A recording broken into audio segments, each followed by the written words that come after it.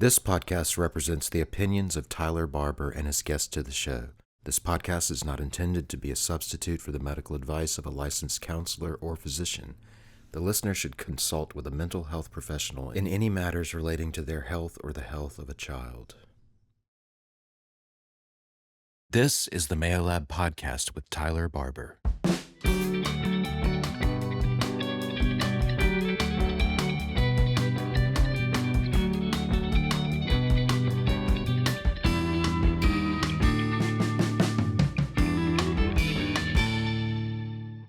Welcome back, everybody, for our research report. We're here today with Sedric Scott, and he's going to be talking to us a little bit more about what he does around campus. How are you doing today, Sedric? I'm doing great. How are you today? I'm doing awesome, man. So tell me what your position is. What do you do? So, as you said, my name is Sedric Scott. I work for the Office of Fraternity and Sorority Life. I'm one of the assistant directors. I primarily advise NPHC chapters.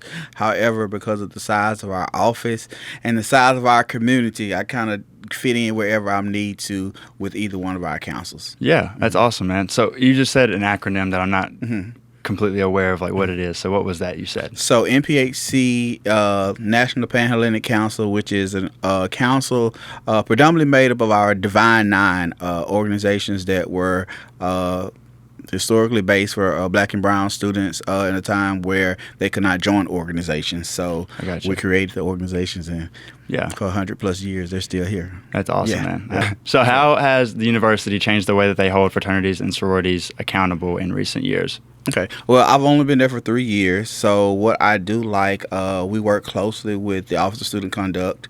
And so I'm a part of this, of course, a team that encompasses fraternity sorority life, student conduct, of course, our campus fraternity,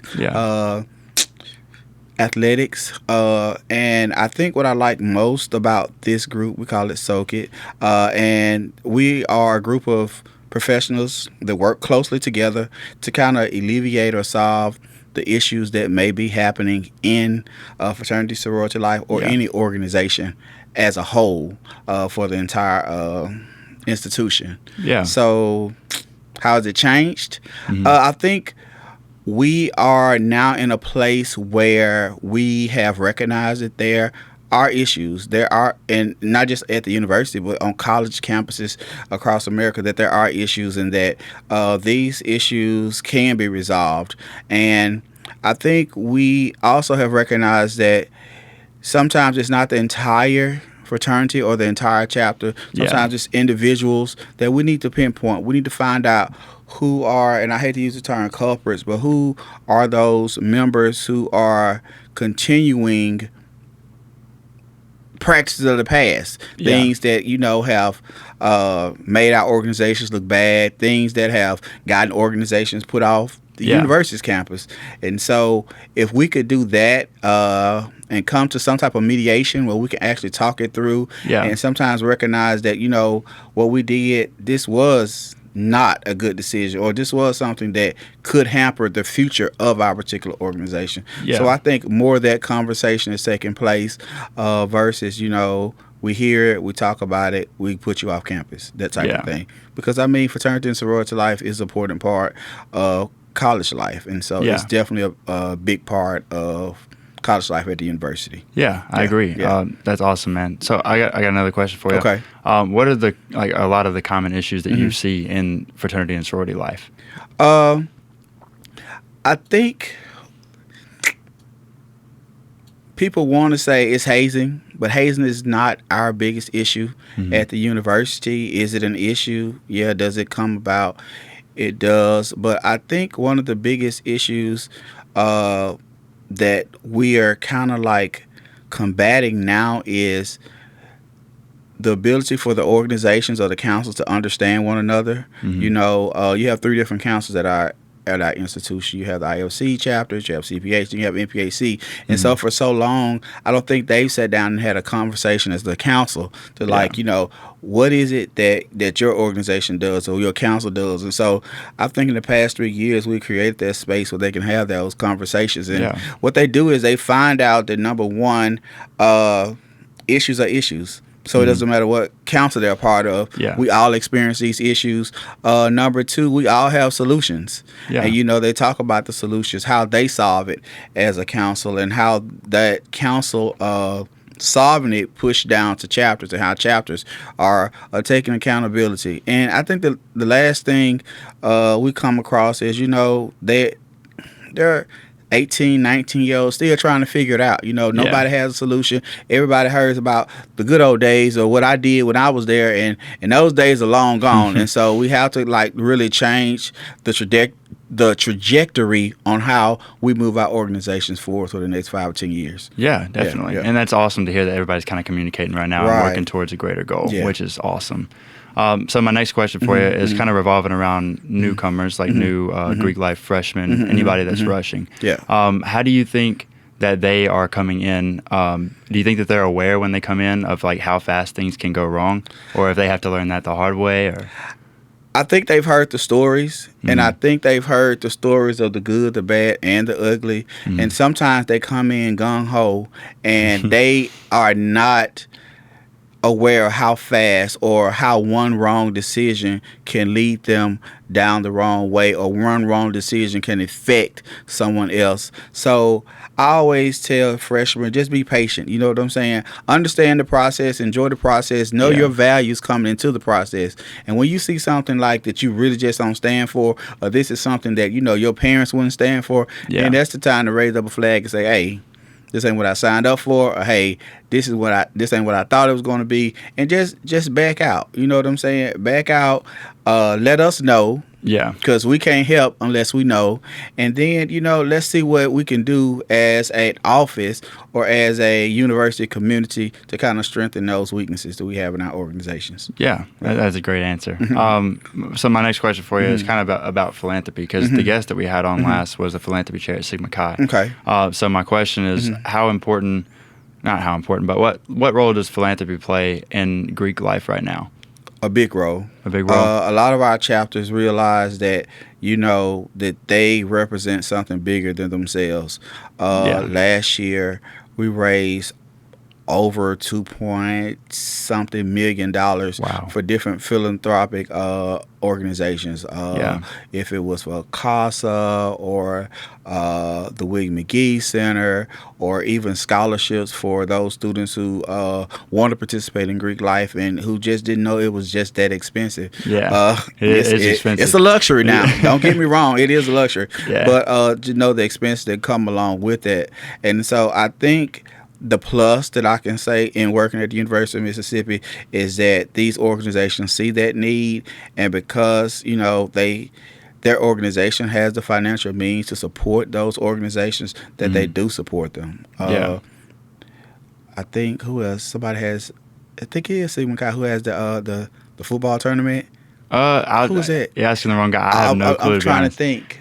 But that sounds awesome. A football tournament? tournament? Yeah, but they have a football. They actually play at the stadium.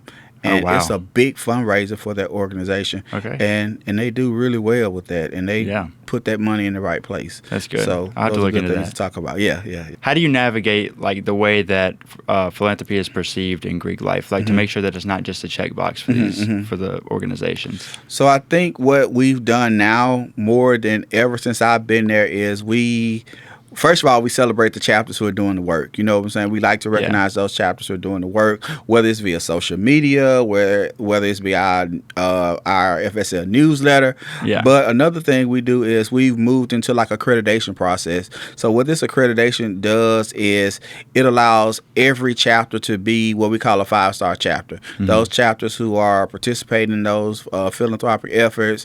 And I think what has happened is, like you said, Ole Miss has to become more than a check. A check and a check off. You know what I'm saying? And so organizations are intentional about that. They want to get involved. They want to know, if we're donating this money, then what else comes from this donation. Yeah. And so with our accreditation piece, not only we ask, if you donate, that's great, but what is the impact of that donation? Was it, like you said, was it just a check off, or was it say, okay, we have somebody in our organization who suffers through this. We have somebody in our organization whose parents, had, let's say, breast cancer, and we participated in Relay for Life. Yeah. Let's say those type of things. Let's say them out loud so people can hear them. Yeah, that's awesome. That is really awesome. And that kind of ties into what I was going to ask you next is, like, I was going to say, how do they choose their causes? And so do they get to choose individually, like, what their cause is? I know most of them do.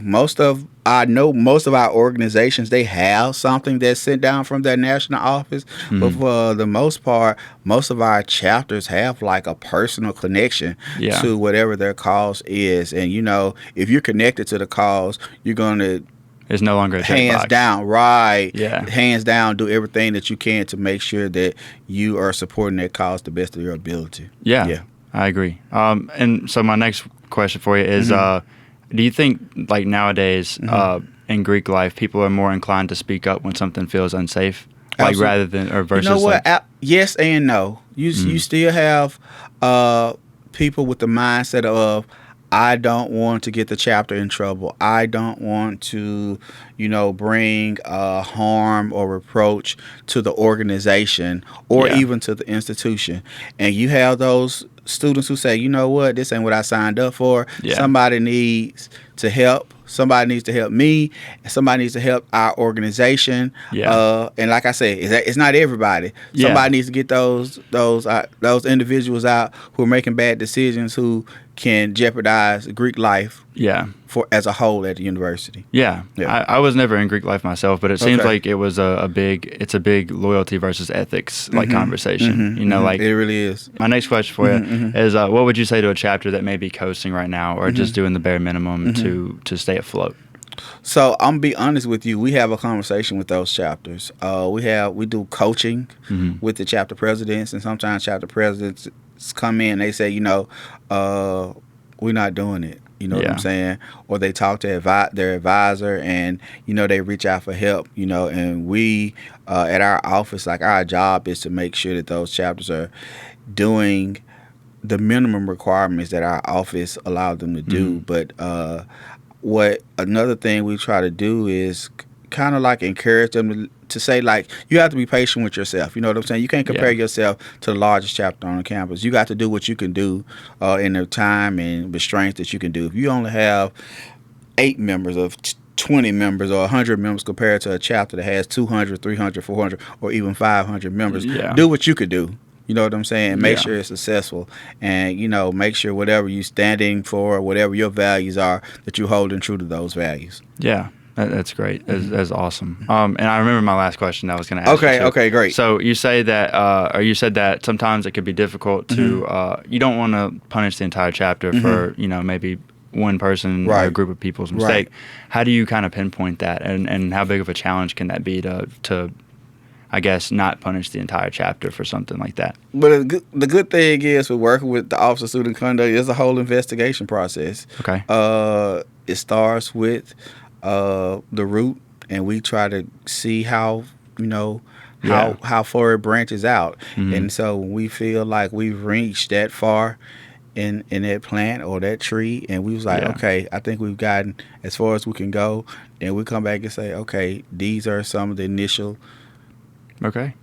issues, you know what I'm saying? These are some of the individuals, and I think another thing we do is we recognize that sometimes the international organization gets involved, and so sometimes international organizations say, hey, we're gonna take a pause right here as an international organization, and we're gonna do our own investigation, and we're gonna talk to these guys to see, or ladies, to figure out what's going on and how we need to change. You know what I'm saying? So we're not going recruitment, we're not doing membership intake. Just give us an opportunity. And so sometimes we say, okay, let's see what you have, and we kind of have that conversation. And I think that conversation is had more now than it was in the past, which is a good thing. That is a great thing. Yeah. And this part is not going to make it on the podcast. Okay, that's fine. Actually, I just have a question for you. Were you around when Pike got in trouble a couple years ago? I was not. You weren't? Was that like the year before you got here or something? I came in the fall of 2022. 2022, okay. Yeah, I think they were it was like 2021 or 2020. Okay. I was going to ask you kind of how that went if you were in it, because I was just curious. But okay, I gotcha. Well, then I will wrap it up. for my last question for you. Okay. Would be, what is the biggest mindset shift that you've seen or would you like to see moving forward with Greek life? My director says it best. I ain't gonna even lie. She says, Greek life is a good thing, when it's done right. Yeah. 20 plus years ago, I won't tell you how old I am. However, when I joined my organization, I was excited. I was geeked. I had a good experience. You know what I'm saying? Yeah. I was on the line of 19. We had a great time together. We traveled together. You know what I'm saying? And we're still the best of friends today. You know what I'm saying? That's awesome. And so I think that's important, that you really can have a great time in Greek life. It doesn't require all the hazing, because it doesn't require the drinking, the smoking, all those things. Because if your values are you don't drink, you don't drink. Should nobody ever make you drink, and you should be brave enough to say, listen, either you want me because I don't drink, or I don't smoke, or I don't womanize, or I don't do any of those things. So as long as you're holding true to who you are, and that organization sees who you are, I think they'll respect you more. Because you're willing to stand up and say, hey, these are things that I don't do. These are some things I'm not going to compromise with you on. And if you think I'm a compromise, then I'm not the guy for your chapter. You know what I'm saying? Yeah. And so that's kind of how I went in joining my organization. And I see people and guys and women who that's their mindset. This is who I am. Accept me for who I am, and we can roll with it. That's awesome. Yeah, you're seeing a lot of people be more comfortable in their own skin. Right. Yeah. And that's important. Definitely. Yeah. Oh, that is awesome. And thank you very much for being a guest today. Thank you for the invitation. I really enjoyed it. Yeah. Thank you guys for listening to the Male Lab Podcast. This was season 4. And until next time, keep the conversation going.